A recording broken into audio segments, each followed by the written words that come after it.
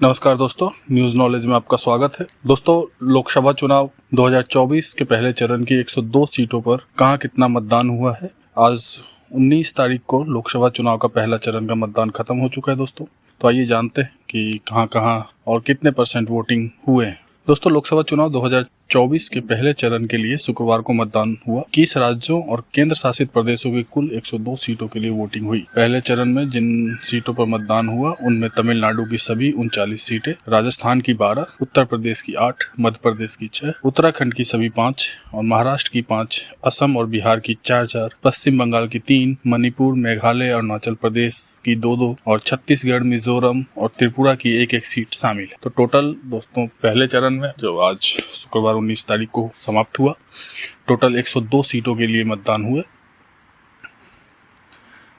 चुनाव आयोग के आंकड़ों के अनुसार शाम 5 बजे तक 102 सीटों पर करीब 60% मतदान दर्ज किया गया। 3 बजे तक 49.78% मतदान दर्ज किया गया था। जिन 102 सीटों पर मतदान हुआ वहां 2019 में 69.96 वोटिंग हुई थी। यानी कि यदि 2019 के साथ तुलना की जाए, जो भी 102 सीटों पे मतदान हुआ है, तो 9.96% वोटिंग कम हुआ है। यानी 2019 में 69.96% और भी 2024 में 49.78% मतदान दर्ज किए गए। दोस्तों, पहले चरण की 102 सीटों पे कितना मतदान हुआ है उसके बारे में डिटेल से एक लोकसभा सीट के बारे में जानेंगे। लोकसभा चुनाव के पहले चरण में शाम 5 बजे तक 102 सीटों पे कुल 60% मतदान दर्ज किया गया। आंकड़े देखें तो सबसे ज्यादा बंगाल की जलपाईगुड़ी में 79.33% यानी 79.33% वोटिंग हुई। वहीं बिहार के नवादा सीट पे सबसे कम 40.2% वोटिंग की गई। तो इन 102 सीटों में सबसे ज्यादा जलपाईगुड़ी में वोटिंग हुई और सबसे कम बिहार के नवादा सीट पे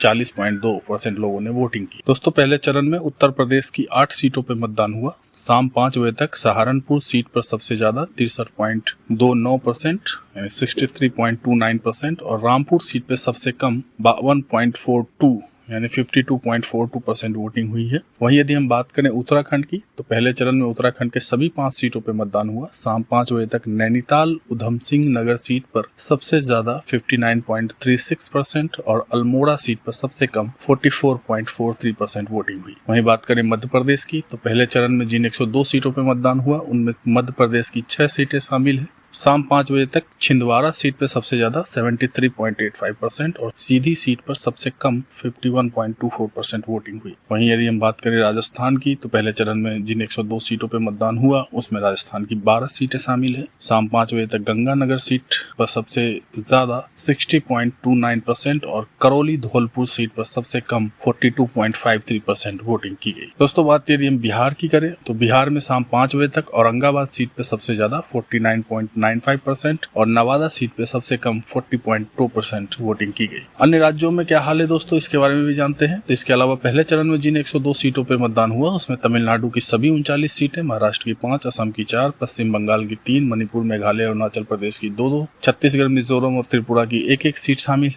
दोस्तों, ये लोकसभा चुनाव टोटल 7 चरणों में होगा, जो 19 अप्रैल से शुरू होकर 1 जून तक वोटिंग होगा और 4 जून को मतगणना होने वाली, यानी 4 जून को रिजल्ट आ जाएगा।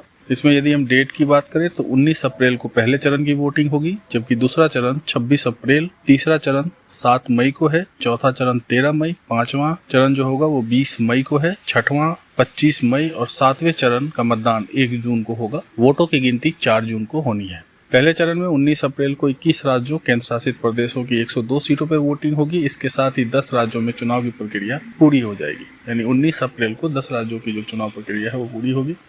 दूसरे चरण में 26 अप्रैल को 13 राज्यों केंद्र शासित प्रदेशों की 89 सीट पे मतदान होगा। इसके साथ ही 4 राज्यों में मतदान प्रक्रिया पूरी हो जाएगी। तीसरे चरण में 7 मई को 12 राज्यों और केंद्र शासित प्रदेशों की 94 सीटों पे मतदान होगा। इसके साथ ही 6 राज्यों और केंद्र शासित प्रदेशों में मतदान संपन्न हो जाएंगे। चौथे चरण की यदि हम बात करें दोस्तों, तो 13 मई को 10 राज्यों और केंद्र शासित प्रदेशों की 96 सीटों पे मतदान होगा। इसके साथ ही 3 राज्यों और केंद्र शासित प्रदेशों में मतदान पूरा हो जाएगा। वहीं 5वां चरण 20 मई को है, जो 8 राज्यों और केंद्र शासित प्रदेशों की 49 सीटों पर वोटिंग होगी। इसके साथ ही 3 और राज्यों केंद्र शासित प्रदेशों में मतदान संपन्न हो जाएगा। छठे चरण में 25 मई को 7 राज्यों केंद्र शासित प्रदेशों की 57 सीटों में मतदान होगा। इस चरण के साथ 2 और राज्यों केंद्र शासित प्रदेशों में मतदान संपन्न हो गया। 7वें और अंतिम चरण में 1 जून को 8 राज्यों केंद्र शासित प्रदेशों की 57 सीटों पर वोटिंग होगी। इसके साथ ही 8 राज्यों केंद्र शासित प्रदेशों में मतदान प्रक्रिया पूरी हो जाएगी। तो दोस्तों आप भी देख लें कि आपके क्षेत्र में कौन से चरण में कितने तारीख को मतदान है। मतदान करने जरूर जाएं, अपने वोटों का सही उपयोग करें। वीडियो यदि पसंद आया हो तो लाइक और सब्सक्राइब जरूर करें, अपने दोस्तों के साथ भी शेयर करें। मिलते हैं किसी अगले वीडियो में, तब तक के लिए धन्यवाद।